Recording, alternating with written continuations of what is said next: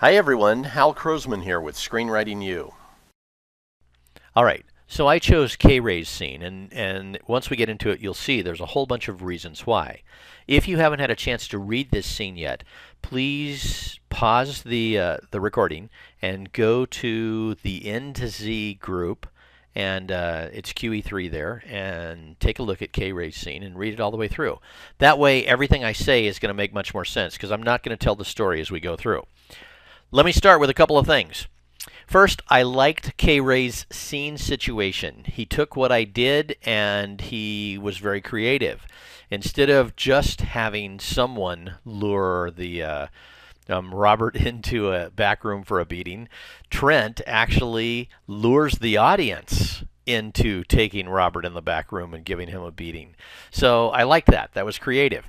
The other thing I liked about that is it didn't go outside the vision. It was outside the box thinking, but not outside the vision thinking. So, there were a couple of people who went so far that you couldn't even tell what was actually going on. Um, on his scene arc, he went from celebration to the beating just exactly like I asked.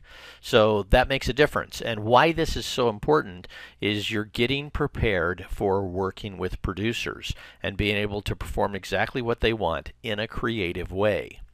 His essence, the essence here, you could say a couple of things. One of them might be that this is, sibling rivalry. This is about jealousy, that kind of thing. So now let's just take a look real quickly, and we'll go through and talk about the.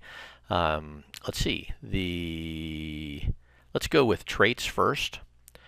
So and I'll go through and look at dialogue first. So looking at Robert's traits: smooth, secretive, gregarious, low self-esteem. Looking at Trent's traits: conspiring, aggressive, meticulous, and needy. So the question is, where do these traits show up in dialogue? Now, looking through what everybody did, some people did a really good job of making sure their traits showed up. Some people changed traits. Some people used, I don't even know where those traits came from that they used. But most of you did a pretty good job. And this is one of those areas where the more you work on it, the better you get. So let's just take a look and see, how these traits showed up.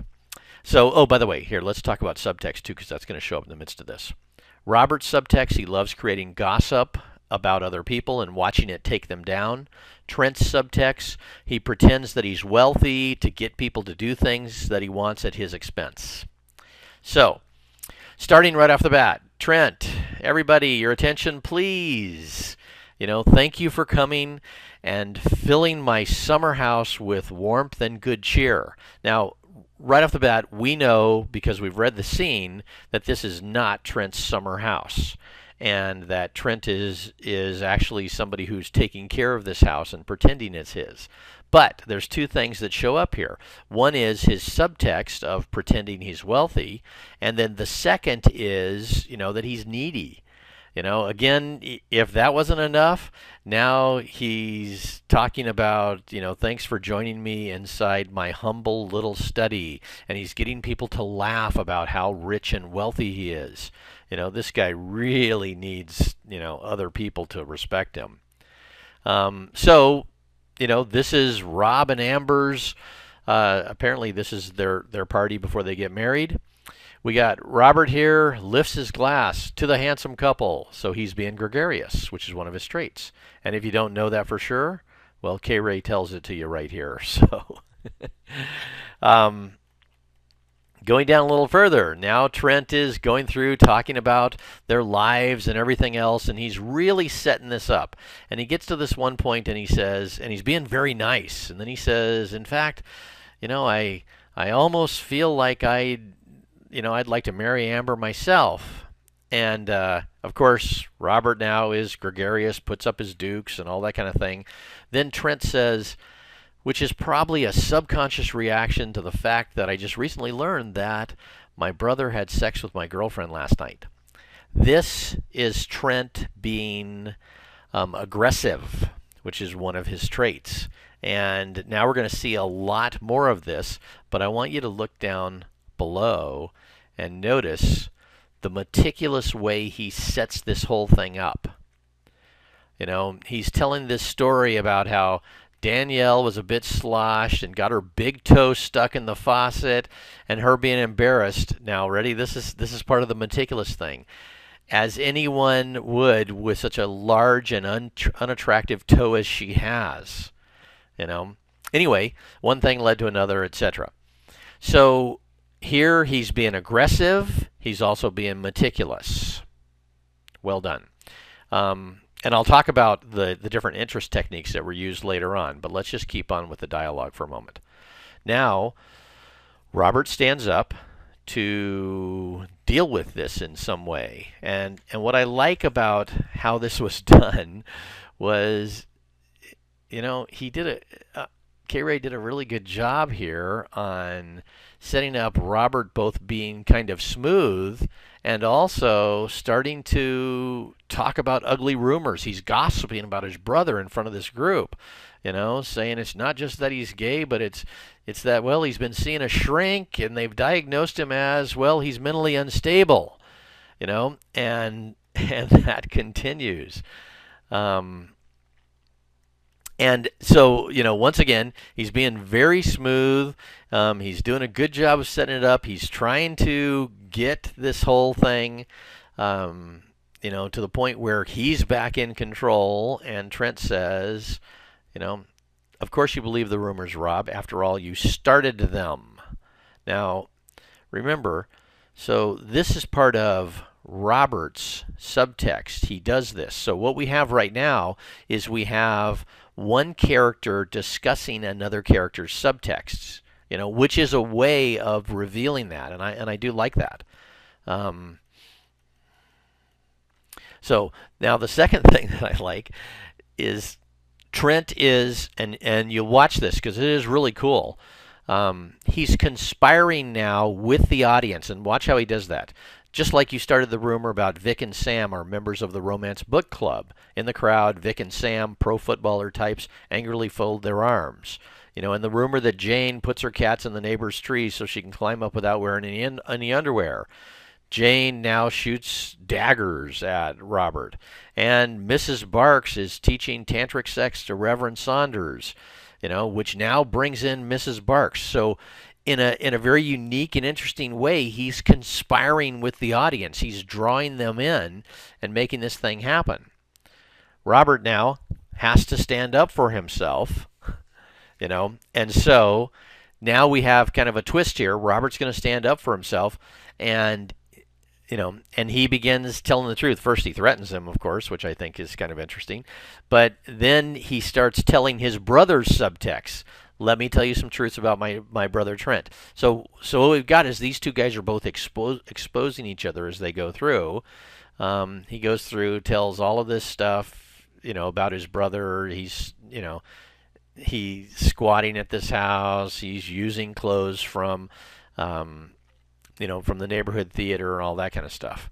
Now, I like this right here.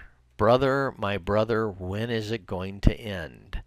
And what I like about this really is two things. Trent is pointing again to Robert's subtext of that he just tells rumors about people, and there's also the implication, the subtext implication, that all of this stuff up here was bullshit, and that Robert is just saying this in order to get, in order to get these people back on his side. Robert laughs. Then notices everyone else is looking at him accusingly. He says, okay, maybe I did spread a few rumors. So now we have Robert acknowledging his subtext. Okay, that's pretty good. But I didn't sleep with his girlfriend. I don't even know his girlfriend. In fact, I challenge you right now to prove you even have one. Now, this is important, and there's a lot of things that will come out of this later on.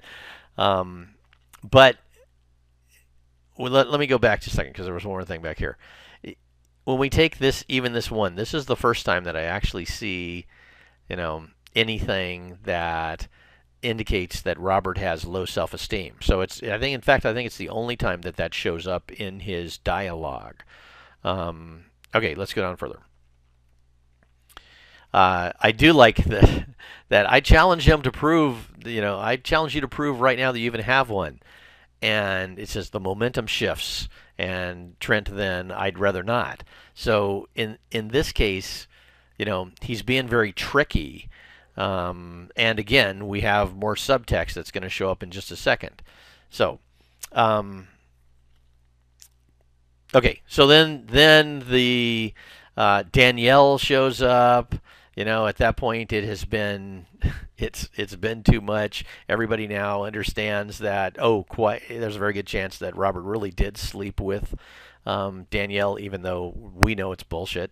But at that moment, now we have all these people who are coming in, and they're going to take Robert and take him to the next room and beat the hell out of him. And it's all because of this entire situation that was set up by Trent. So, we get to the very end, and let's see. Oh, there is something kind of important down here. Where are we at?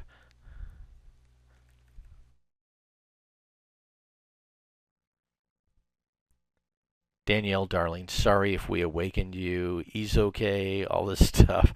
And the moment they're taken off, Danielle turns into Daniel. Damn things pinch to the skin, though not as much as that, I dare say, about the beating in the background. So at this point, it is now clear. And what all of this does is it says all the other dialogue, all the other stuff that's happened before this now proves that Trent has been conspiring with Daniel in order to take Robert down.